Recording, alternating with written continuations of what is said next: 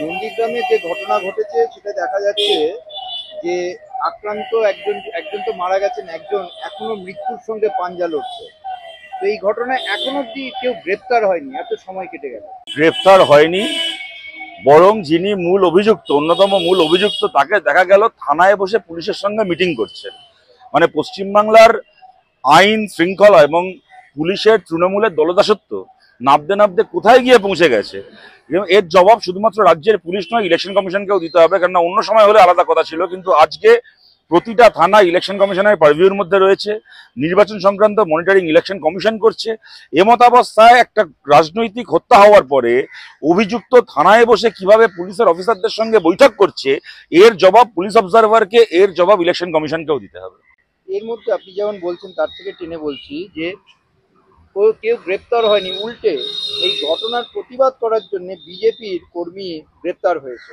মনসা বাজারে যারা গন্ডগোল করছিলেন গ্রেপ্তার হয়েছে। দেখুন, এই ঘটনা আমাদের কাছে নতুন নয়, কিন্তু আমি একটা কথা বলবো, বিজেপির কর্মী এবং বিজেপির সমর্থকদেরকেও ভেবে দেখার জন্য অনুরোধ করব যে কোনো একটা জায়গায় আপনারা আরো বড় একটা রাজনৈতিক খেলার গুটি হয়ে যাচ্ছেন না তো।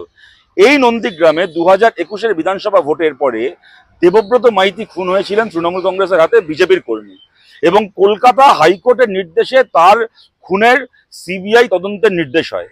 আজকে 3 বছর হয়ে গেছে, সেই তদন্ত তো শেষ হয়নি, তার কোনো পরিণতি হয়নি। বরং আপনারা অনেকে জানেন, যারা জানেন না শুনে অবাক হবেন, সেই খুনের ঘটনায়, বিজেপি কর্মী খুনের ঘটনায় প্রধান অভিযুক্ত যে শেখ হাবিবুল, তাকে 2 বছরের মধ্যে শুভেন্দু অধিকারী মোহাম্মদপুর পঞ্চায়েতের প্রধান করেছে।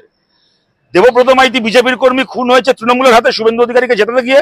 শুভেন্দু অধিকারী আজকে রাজ্যের বিরোধী দলনেতা, এবং তাকে জেতাতে গিয়ে যে লোকটা খুন হয়েছে তার খুনি শুভেন্দু অধিকারীর হাতে সেই শেখ হাবিবুল আজকে পঞ্চায়েতের প্রধান। সুতরাং বিজেপি কর্মীদেরকেও ভেবে দেখতে হবে কোনো একটা জায়গায় শুভেন্দু অধিকারীর আরো বড় রাজনৈতিক খেলার আপনারা গুটি হয়ে যাচ্ছেন কিনা। আমরা এটা পরিষ্কার অভিযোগ করছি। তো আরেকটা বিষয়, এই যে আপনি সিবিআই এর কথা বলছেন, তদন্তের কথা শুরু হয়েছিল, এক্ষেত্রেও কিন্তু মৃতের পরিবার, তার মেয়ে সিবিআই তদন্ত চাইছে। দেখুন, সিবিআই তদন্ত চাওয়া খুব স্বাভাবিক। তার কারণটা হচ্ছে, খুন যদি তৃণমূল করে, চুরি যদি তৃণমূল করে, যদি সন্দেশখালীতে জমি দখল তৃণমূল করে, তাহলে তৃণমূল পরিচালিত পুলিশ, তৃণমূল নিয়ন্ত্রিত পুলিশ সেই খুনের, সেই চুরির, সেই সন্ত্রাসের কোনো তদন্ত করবে না। এটা বাংলার মানুষ গত 13 বছরে জেনে গেছেন। সেই কারণে বারবার যখন এই ঘটনাগুলো ঘটে তখন মানুষ সিবিআই এর শরণাপন্ন হন। কিন্তু একটা ঘটনা আজ অব্দি কেউ দেখাতে পারবে না যেখানে সিবিআই একটা তদন্ত শেষ করেছে। আপনারা সংবাদ মাধ্যম হেডলাইন করেন না যে এবার এই ঘটনা তদন্তে নেমে পড়লো সিবিআই, এই ঘটনা তদন্তে নেমে পড়লো ইডি। ইডি সিবিআই খালি নেমেই পড়ে, সেখান থেকে আর উঠে পড়ে না আমাদের রাজ্যে।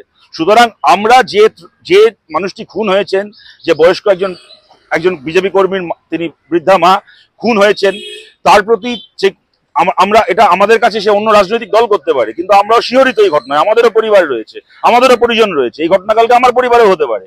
কিন্তু আমাদের বলার জায়গা এইটাই, আপনারা যে দাবি করছেন ন্যায্য দাবি, কিন্তু আপনার এই দাবি মিটলেও আপনি যে বিচার চাইছেন সেটা আপনি পাবেন কিনা তার কোনো গ্যারান্টি নেই। খুব সম্ভবত পাবেন না যদি বিজেপির হাতে সিবিআই থাকে। এটা নিয়ে আবার রাজ্যপাল অ্যাকশন টেকেন রিপোর্ট চেয়েছে। দেখুন, রাজ্যপাল আজকে পর্যন্ত কোন ঘটনায় না অ্যাকশন টেকেন রিপোর্ট চাইলেন বলুন তো? এই রিপোর্টগুলোকে নিয়েও আমার সন্দেহ